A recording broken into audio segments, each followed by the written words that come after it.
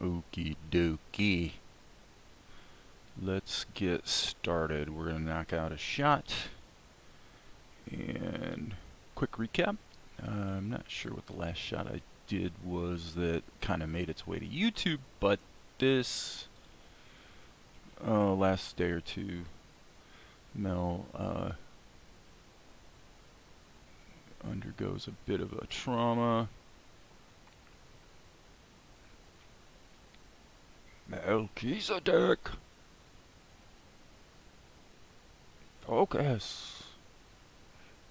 Sorry, Asher. I'm on it. Yuck it up, kid. Okay, so that's where we're at. And then this shot from the beginning of the 15 years later sequence that we're in the middle of right now, I'm reusing. Why the heck not? Let's just use it as a second establishing shot because Asher's chewing out Mel, and that's what we're dissolving to. So, perfect. So let's jump over here. So the actual, it's hard to see, but here's the storyboard image. And let me check the script. He says, Mel, you've got to learn to pay attention. I know, Asher, I'm sorry. It's just, there was this girl. Okay, so that's the situation, and I'm looking on the other screen to see where the current shot ends. It's pretty cool because we're actually in the storyboard.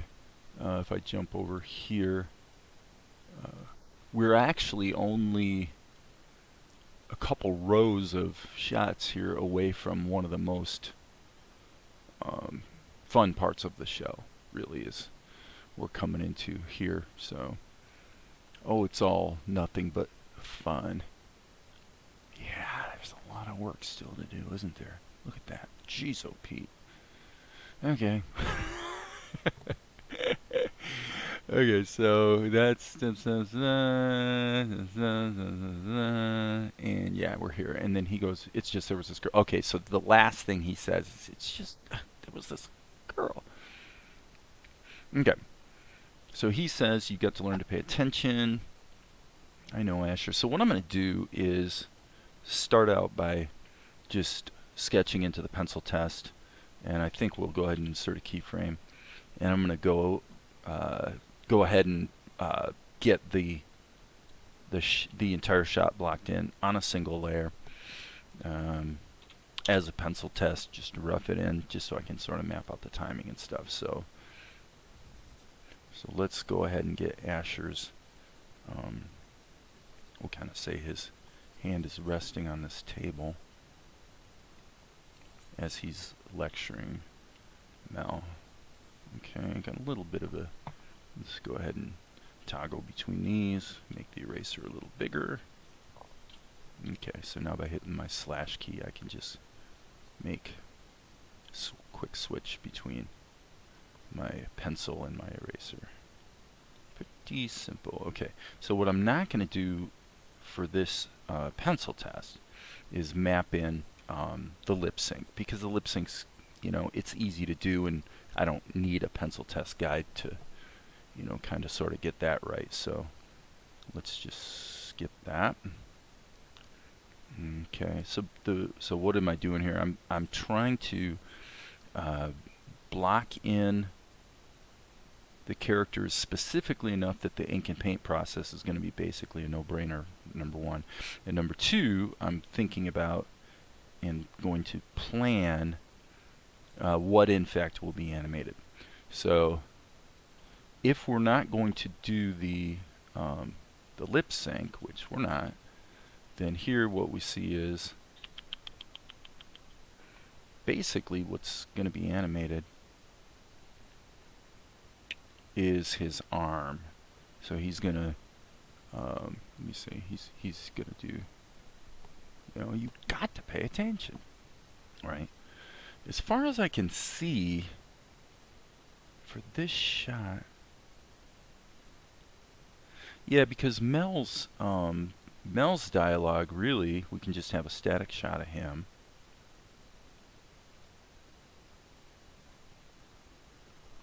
That's a little too sad. I don't want his eyes to be looking sad exactly. just want them to be on the meek side. So now, one thing that I've mentioned probably before is that when the storyboard was initially done, I didn't really realize Mel's hair was going to be sort of this blobby curly thing. So a lot of the storyboard drawings really kind of have his hair incorrect. Okay.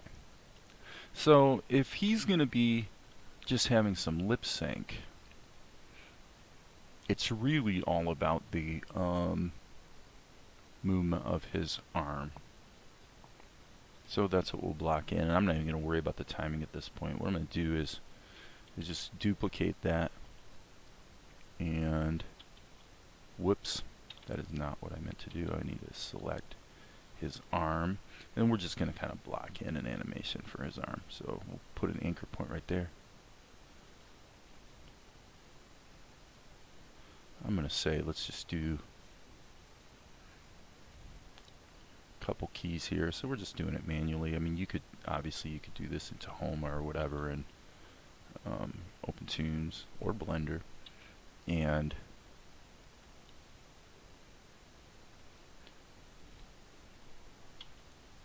you know, either do something like this with shape keys or with the plastic tool or whatever the heck you want. Now I'm going to turn on the onion skin so I can kind of sort of see what I'm doing. Is that right? Yeah. Boom, boom.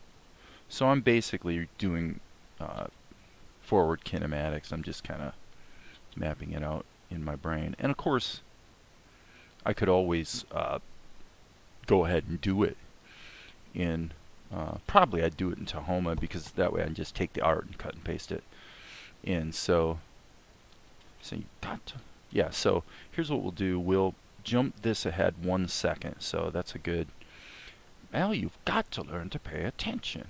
I know, Asher. It's just, okay, so yeah. 42 is probably about right, actually, on our overall timing here. So the only thing we need to move, the other thing, I guess, would be the foreground characters. So, for lack of a better idea, I'm thinking let's just get the foreground characters in there. So let's take kind of a blue silhouette type of situation. And let me check here. Yeah, we don't want curve, we want raw. So let me just block these guys in right now, just so we can see there. These are the poor people that Asher is helping to feed. And let me think about this character, this girl. We'll go ahead and put her arm in there right now, but basically I'm thinking maybe we'll animate her hand moving a bit. So what would that look like? Well, let me see. Let's call this FG Cars. So that's foreground characters. And let's create a keyframe. And now let's save our work. Save, save, save. Always save. Anytime I do anything, really,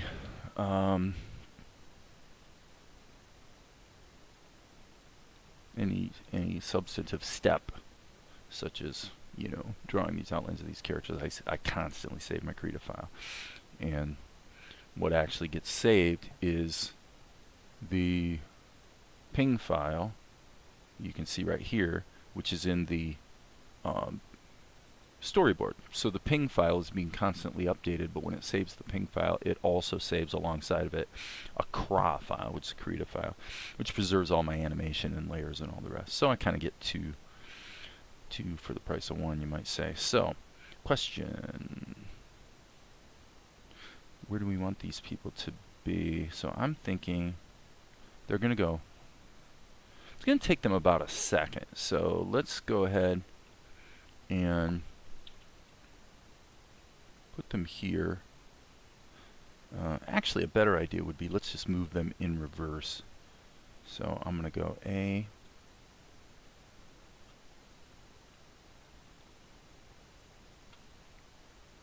Okay, snapping. Okay, stop. Just stop everything.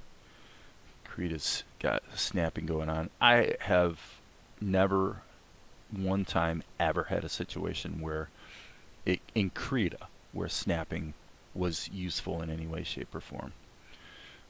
So let's get rid of it completely. I have no idea where the preference for that is.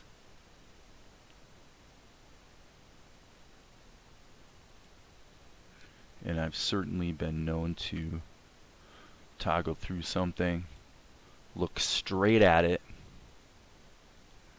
and not see it. So I'll tell you what, instead of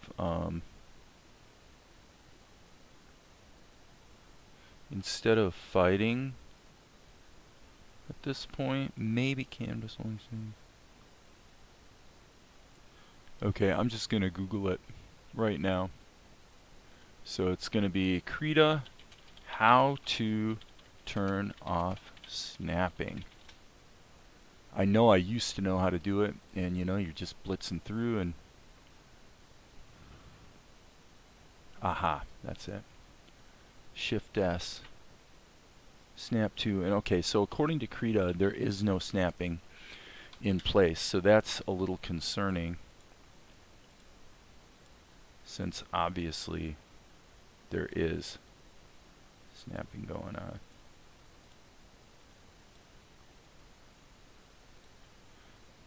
But such is life. Yeah, that is obnoxious. I cannot imagine a single scenario ever where that would be desirable behavior. Yuck. Yuck. Okay, zooming in seemed to do the trick. So now I just want to see what that feels like. Okay, yeah, so now what I'm going to do is I'm going to take these guys, and what you can do is go mirror frames, boom, it just reverses them. Okay, so now what I'm going to do, this is kind of a bit of a kludge, but what I'm going to do is I want to move these guys again. So I'm going to duplicate the layer, actually, and then I'm going to take these keyframes. I'm hitting Alt, drag. I'm just going to drag these out to here. Okay, so right here on this layer, obviously we need to insert a keyframe. So they're invisible. Okay, so now they've gone from here to here, and now what we can do is take this one, and maybe, let me see, yeah, see, we can still see that if we put on the onion skins. So that means we can now take our copy and we can add a transform mask,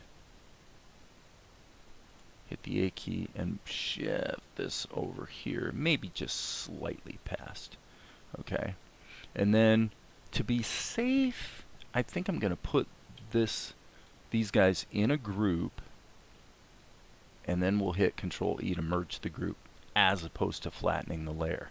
Now what I should be able to do at this point is hit Control E again, and I've just merged the first group of keyframes with the second, and so these guys step over a little bit, and then they step over a little bit again. That pretty much buys us enough time to do what we're going to do. Now I can buy even more time by moving this action forward a little bit. So these guys are just standing here, and so they're just kind of moving around in the foreground. The obvious problem being the hand. So this is probably a case where doing it in KRITA or Tahoma would be a good idea, because what I could do is cut and paste just the one image of the silhouette, do a plastic tool, and just use the animate tools to very quickly get them moving. So to do it this way cost me only about a minute or two, so no big deal. But I'm just going to bear in mind that I'm probably going to go ahead and change that. I expect this particular shot's going to be a good candidate for bringing it into Tahoma. However, I'm going to go ahead and keep working in KRITA for most of this shot, just because I don't know, I'm kind of demonstrating my current workflow such as it is. So, okay, so these guys do have a bit of a foreground, so I'm going to go ahead and put that in here. Let's just kind of say that this table is going to be just a big old rectangle. So if we use the Bezier tool is going to fill it with the foreground color. So we'll just kind of do this, and we're just gonna make a table. Okay, let me just check that against the movement. Okay, I don't like that. That's probably, turns out that was a bad idea. It needs to really have way less perspective. So what I'm going to do is essentially flatten it out like so. And that doesn't quite work either because it's not really long enough. So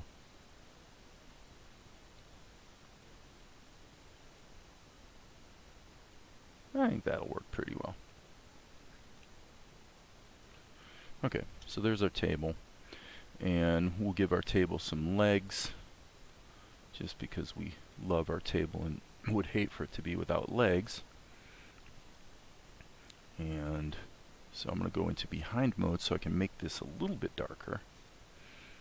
Okay, that was not really quite right. The other leg would really be more like there. This one, on the other hand, would be a little bit easier to see. And I don't want these legs to look too carefully machined. Alright, now with Asher's hand where it is, the whole kit and caboodle probably needs to be a little lower. So that's that. Okay, so I'm basically looking at the edit, because I want to go way the heck back to the earlier shot right here. Okay. So I'm actually thinking that the likelihood is that we can reuse this background, because as I recall it was really pretty big. Only one way to find out. Let's go to shot number 078 and see if we can do a quick cut and paste. It could be that we can use part of it and just paint around it to bring it to the actual size we need. So here's our background. Oh, looks like our background's a pretty big situation. So I am going to, let's see what this, if I hit the A key, looks like we're really not going to be able to get any mileage out of our scale. So what I'm going to do is hit Control E to merge the group and then just copy the layer. Now with this particular version of KRITA that I'm using, it's really stable. Oops, I think I just did the wrong thing. Copy layer, I think I must have just done copy layer twice. Okay, we'll see what I just said. Save your work. Save. Here's why. This is KRITA 4.4 alpha or beta. It's actually proven to be extremely stable, but the one thing that will blow it up has to do with shuffling layers around, from what I've been able to determine. So with that, we'll just call this BKGD. I said we'll call it BKGD. Alright, now based on, let me turn the opacity down. Yeah, I mean, okay, so we probably could maybe stretch it wide. Let me see if that gets us. Okay.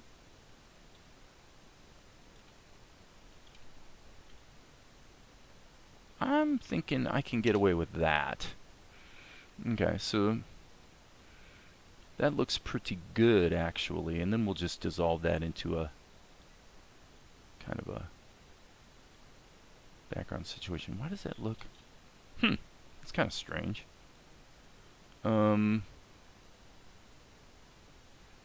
Could be a holdover from the previous file. We'll just go with that. Okay, so that's the background. So backgrounds, there's the foreground characters. So this is called background, but this is not actually the background. This is the sketch. And so what do we got here? There's our table. So the table is in front of our characters, and so this would be our characters. This is basically our ink and paint situation. Okay, so before we go too much further, let's just go ahead and kind of dial our background in as needed. So let's go B key here, and let's just, first of all, let's just get it blocked in. Alright, now I think we can probably do a little blur situation. And then maybe a little bit of a darkening down here, and perhaps even a slight bit of vignette. Okay, fine. Save that, save our work, save early, save often, and here's our, so we'll just call this Asher Mel, keeping in mind that we're going to be able to do this as a single frame because only the arm is going to be animated on a different layer and the lip sync on a different layer. So, therefore, let's get these guys drawn. Here we go.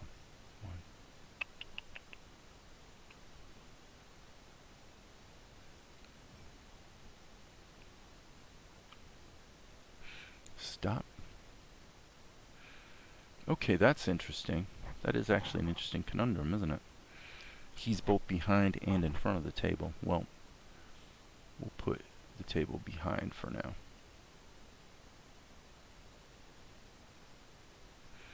We'll put it behind for now and deal with this. We'll do the time-honored technique of putting off dealing with it.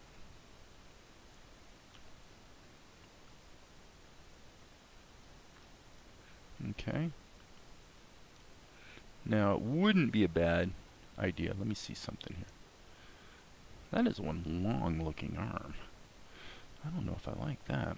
Let's just kind of hit Alt and snug that up a bit.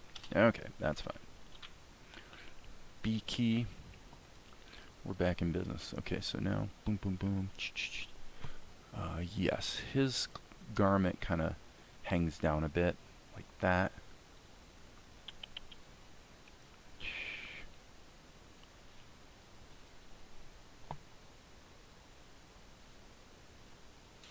That's fine. I'm not even going to draw his arm. Boom, boom. Okay, yeah, I mean, it's tempting to pull out the stabilizer, but I don't know. I think we're okay in this case. I'm thinking I'm literally going to put the mouth on its own layer. So the mouth I use for lip sync is going to include this forward lip. And I also want to change his expression because it looks a little harsh.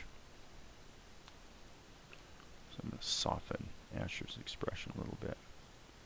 I'll give that man some wrinkles. Cool beans. So there's Asher. Alright. Mel is essentially a static shot as well. So boom, boom, boom, boom, boom. So if you guys have been following me for a while, you might be thinking, whoa, wait a second, Dave. Why are you actually doing ink outlines? You know, the techniques and the workflow are constantly evolving. And last couple days I'm just finding I get more done, have more fun, and the end results look good. So it's like, okay, let's just keep rocking with what we're doing.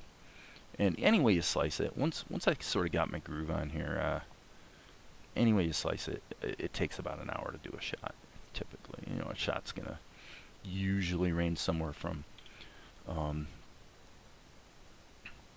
anywhere from 3 to 10 seconds. So Mel's essentially got the same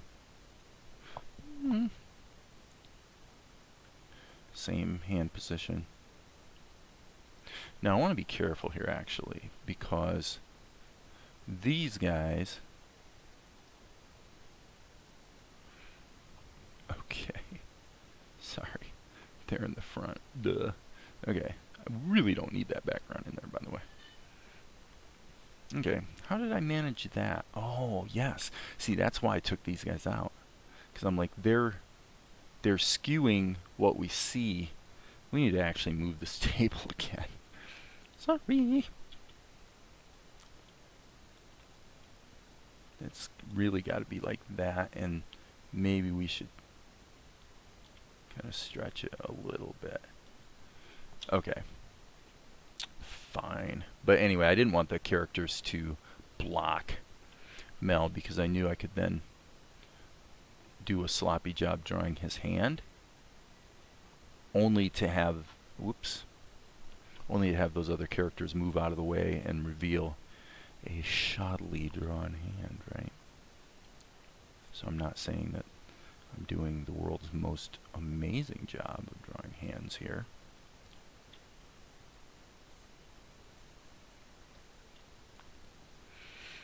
Okay. This is stupid.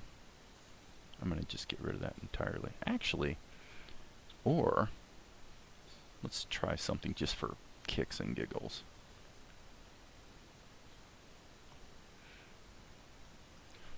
I'm just going to go ahead and just have a little fun with this.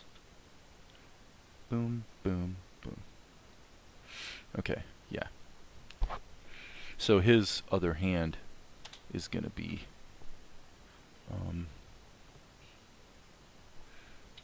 not leaning on the table. So it's just one of those things, you know, you sort of get into it and realize what you thought you were going to do didn't really work as well as you thought it would work. Okay, and actually this needs to be kind of tight-ish, because he's kind of wearing a sort of a kiltish, skirtish kind of thing. And then let's just get rid of this. And the idea here is to let Mel be sheepish. Sheepish. He kind of got in trouble a little bit. Okay. Yeah. Always flip your canvas and realize what a lousy job you did.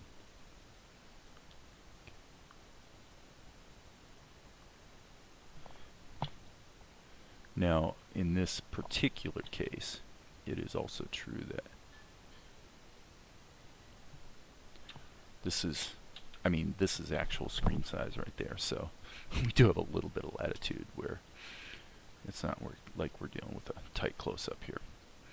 Okay, so Asher's clothes. I'm just scanning through the... Yeah, basically he does have a belt on, but basically it's more or less a skirt kind of situation. Okay, what just happened? We're in the wrong layer. No? Yes? Oh, we must have a selection. Control-Shift-A to unselect all. Yeah, if you're ever working in KRITA and for some bizarre reason your ability to draw got circumvented, you'd probably had a selection that you forgot about. Okay, so this looks pretty good. Let's color these guys in. I'm not going to worry about the animated arm right now, and so here's how we're going to do it. Okay, first of all, let's make a couple mods here just to accommodate the direction we're going in. Because the table is in the background, we do need to have a line of color right there. And that basically solves the problem.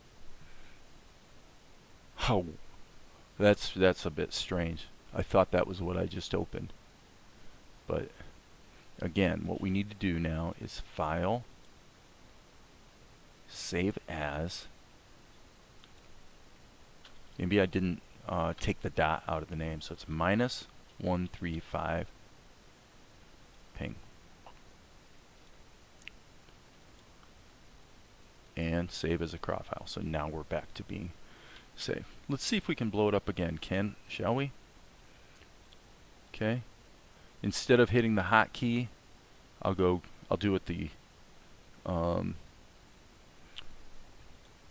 clicky way. Okay, that worked. File, save, and now it would appear that we can actually get back to work. So,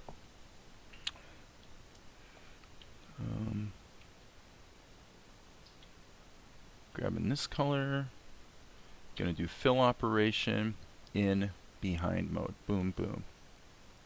Okay, that's fine. Now we're gonna grab Asher's skin color. Boom, boom. And actually, before we do that right there, let's take and draw sort of the extents of his beard. It's just one less thing, right? So are we in behind mode? No. Let's go to behind mode. Fill that in. Grab that color. Boom. Okay. That's fine. This is going to be just a darker version of that. And now what we can do, actually we're almost done. We got one more thing to do here is the hat. So we'll grab the hat. Okay. And now what we're going to do is we're going to clean this up thusly. I'm going to grab that color and I'm going to use the free hand path tool. But I'm going to click this right here to preserve alpha, and I'm still in behind mode. So what does that let me do? Now I can just go like this. Sorry, I actually don't want preserve alpha on right now. But by just looping over all this stuff, it fills in any cracks that showed through without any danger of inadvertently painting over something that is already looking good. Now I'm going to put on Inherit Alpha. I'm going to go to normal mode. I've been doing this different ways, but the most consistent seems to be go into normal mode, use black, add an opacity of 10 or 12. Okay. And then we'll just kind of use a little common sense here. Okay, that did not work because I stupidly was not zoomed out far enough. So I got to hit undo and do it over again. Okay, let me just look at this.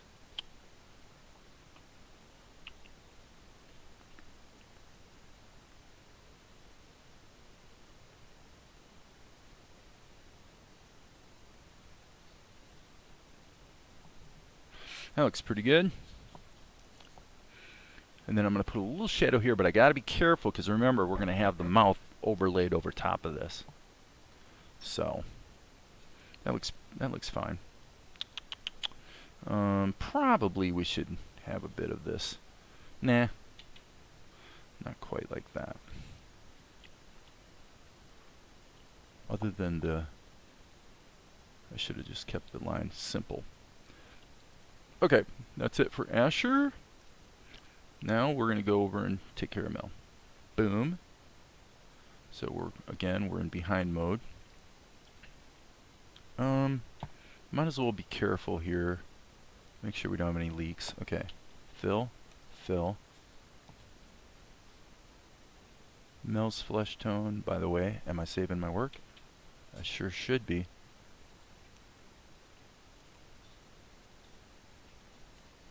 He's got somewhat lighter skin. Okay, we should probably get the eyes taken care of, so the best way to do that would be to use the freehand path tool. This makes it easy.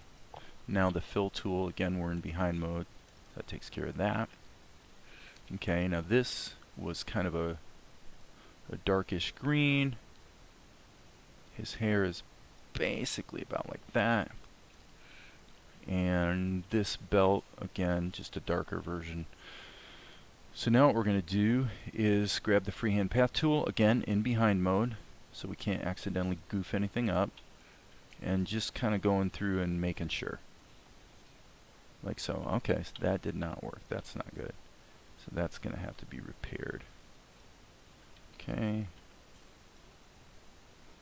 Okay, that's fine. Alright, so now what I'm going to do is grab the flesh tone, go into normal mode, and just kind of go in and do a little touch up. B key. Just a little touch up.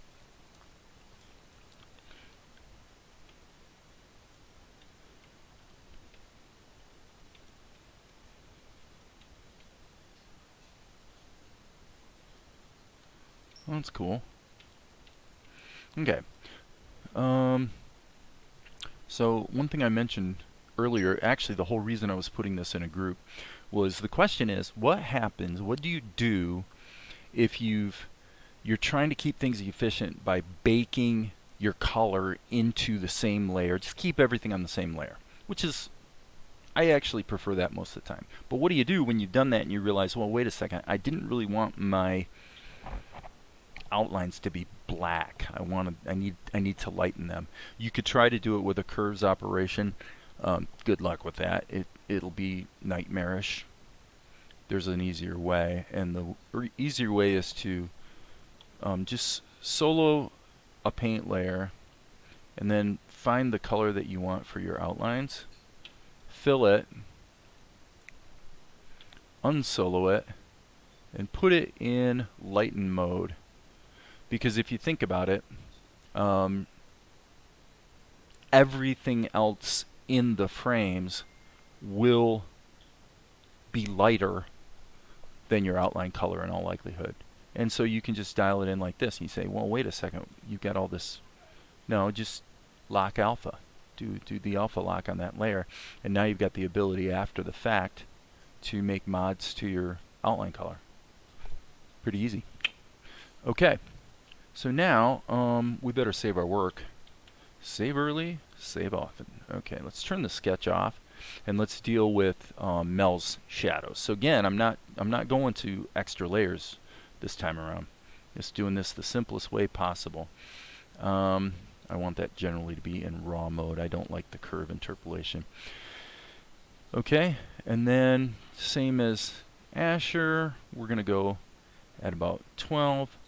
And we are going to lock to alpha. And in Mel's case, he's pretty much lost in shadow here, actually. Okay, and now that we've got that, now we can actually add some shadowing detail as well to just kind of spank that up to where it needs to be. Okay, little bit here. Little bit here.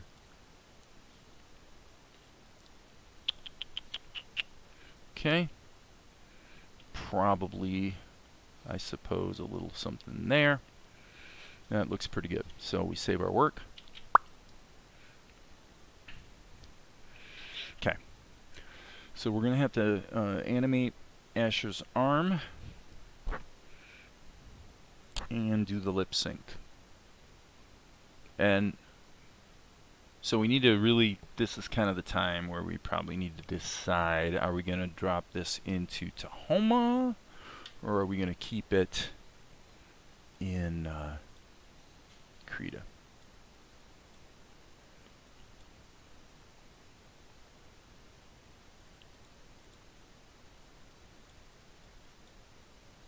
Probably something like that. Okay. File, save.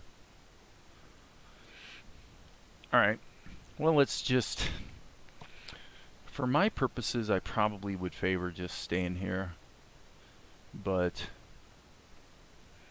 I'm guessing my YouTube audience probably would rather go to Tahoma. So Control C. So I don't really care. Control V. Hello? Tahoma. Hello? Oh, there it is. Okay. And this was this shot 135? I think it was. Yep, 135. So over in Tahoma, we're going to immediately save this as scene number 135. Okay? So this will be a doddle to come together and make work. So let me double check my colors here. Yeah, it looks like the modification got baked in, so that's good. Why it didn't also copy the table. I guess it copied the group. Okay, so that's cool. So now if I do the same thing again, you'll see on another layer, and we'll just take the animate tool and adjust its position. It needs to be behind those guys. So basically that needs to be there. All right. What else we got? We've got the background. So we're going to Control C, go here, Control V. So again, you can definitely see how being able to cut and paste directly into Tahoma is kind of a big win. Control C, and this is going to be the foreground. Boom. Okay, and then these guys will get moved down here, and ultimately they will be animated moving across. Right? Okay, so now we're into Tahoma. Save all.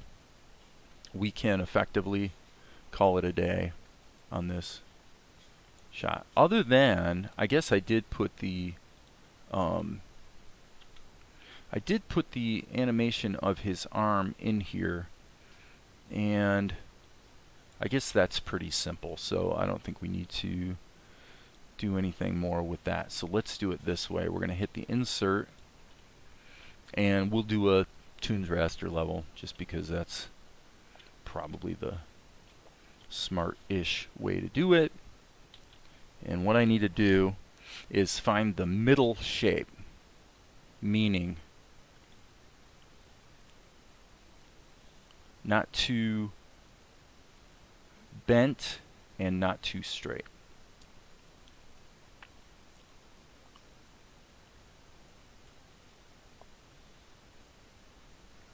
Okay.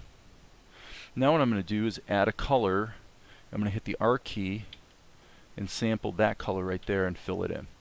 Okay, so his, almost that quickly, his arm is basically good to go. Let me go ahead and zoom out a bit here and see if that's a little too skinny. Gosh, I think it might be.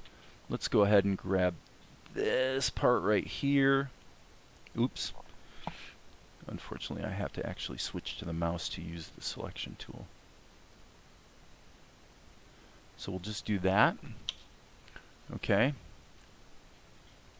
And now I should be able to, this might backfire. Yeah, I had a feeling. Okay. So let's just make sure there's a barrier right there. I think that'll do the trick. Yeah, okay, cool. And then I can actually use the actually, I probably shouldn't do that. This should be in areas mode, so I'm not actually putting line data in there. Okay. Because what I want to do now is add a second color that's going to be this shadow shade. Okay, so now I'm just going to use my V key so that I can't inadvertently erase my lines. Right? So there we go. So step one. So if there's anything, I'm trying to describe this as I go, but obviously for some people they're new to Tahoma or OpenToons. Whoops, I don't like that. I want to be a little more strict. So if there's something that I'm doing, too fast and you're like, what did he just do? Just post a question. I tend to answer questions pretty much usually the same day. So I have no problem answering your questions. Alright, and then I'm just going to actually grab this, and now I'm going to go B key. Ooh! I said B key, not V key.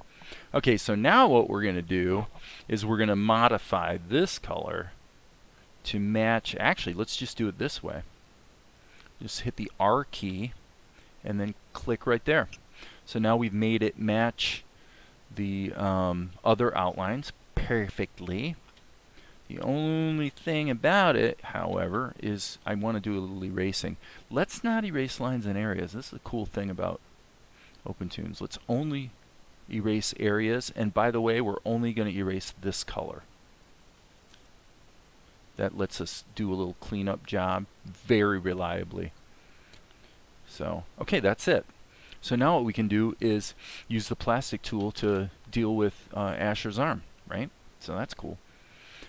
That's very, very cool. How many, I guess I should do a couple things here. Save all. Up here, I want to go to my scene settings. I'm working at 8 frames a second. Boom.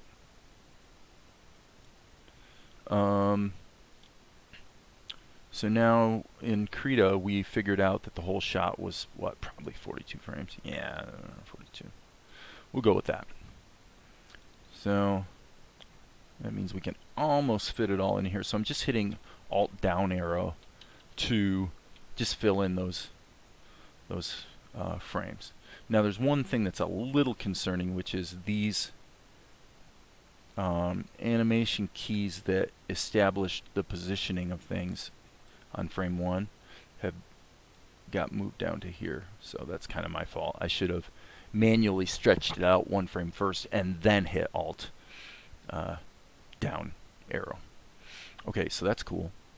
Now what we want to do is hit the X key, plastic tool, create a mesh on Asher's arm. Let's make it as simple as possible. We'll put an anchor here. Boom, boom, boom, boom. Okay, and now just to be safe, I think I'll put a couple little protectors here on the joint. Just to be safe. Let's see if that turned out to be necessary. I really don't know. So we've got about that much room there. Yeah, that's definitely no good. See what I mean? Big problem.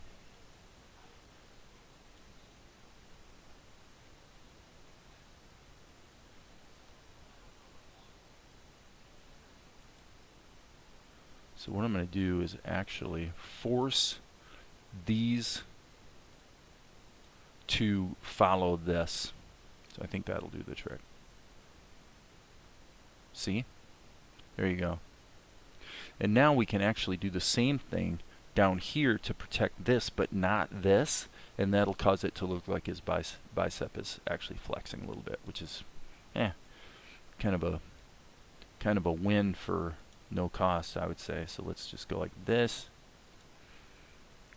So, you know, under the hood, the OpenToons, or Tahoma, if you want to call it that, algorithm for how the plastic tool, you know, figures out its range of influence and stuff is pretty crude. It's not that great compared to, say, yeah, see, and look at that. It's like no matter what you do, it always winds up being a problem. It's really kind of frustrating, actually. I don't want to say it's a crap algorithm, but the truth is it's a crap algorithm. It's not well thought out. There may be a scenario where the way it works kind of makes sense and turns out to be a good idea. I've never seen it so far. So it is what it is. This is what we have to work with. So basically, what does this mean? This means we've got about, first of all, number one, we have to come back to the midpoint to have it look good. So basically, that's where we want to be at the end. All right. So what I'm going to do is, I'm going to actually review here. He starts his motion basically at 1 second, and it takes just under a second to do it. Okay, so let's just drag this down to here, and what we're going to do is say if this is going to be our endpoint, and he's going to start at 1 second, okay, he's going to end here, and then I'm going to say at 8 frames, we're going to go a little bit this way, a little bit this way. Okay. And maybe, I wonder if we can compensate. Actually, it looks like we can compensate for this stupidity a bit. Like that. So that's good. Okay, so let's just see what the animation looks like. She says, you've got to... Okay, that's way too slow.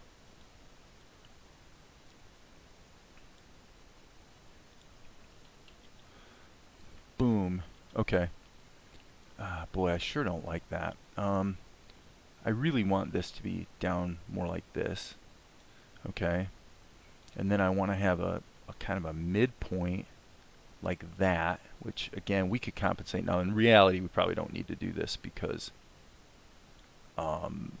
it's going to be moving so fast that you're not going to notice that. But okay, let's give that a crack. See if that did more what we were hoping. You've got to pay attention. Yeah, that's perfect. Okay. So I'm going to add another key just to see if I like it. Well, let's take it to extremes and kind of see what happens here. Boy, that's interesting. Crazy ugly. Wow. But, you know, this is what we have to work with, so it's good for y'all to be aware of that. Now I'm going to go ahead and I think we want to turn this level off like that. Okay, and then I can always remove that last key. You've got to learn to pay attention. Actually, I like it. I think that looks good. Well, you've got to learn to pay attention. I like it. That looks good. Okay, since we're here and having absolutely nothing but fun, what if we tried giving Mel a shrug in his shoulders? I can't hurt to try. I mean, I'm just kind of thinking about it. Why not? Let's just do it. Let's rock and roll. Okay. Okay, what would that look like? Okay, we're going to build a skeleton again for Mel. What that would look like is we're basically wanting to go put a normal skeleton throughout. Let's make sure these guys are all kind of sort of protected. And then what we're going to do is put an extra one here and here. And then we're going to go into animate mode, but we're going to turn off keep distance. And then what I'm going to do is right here, we'll just see if this works.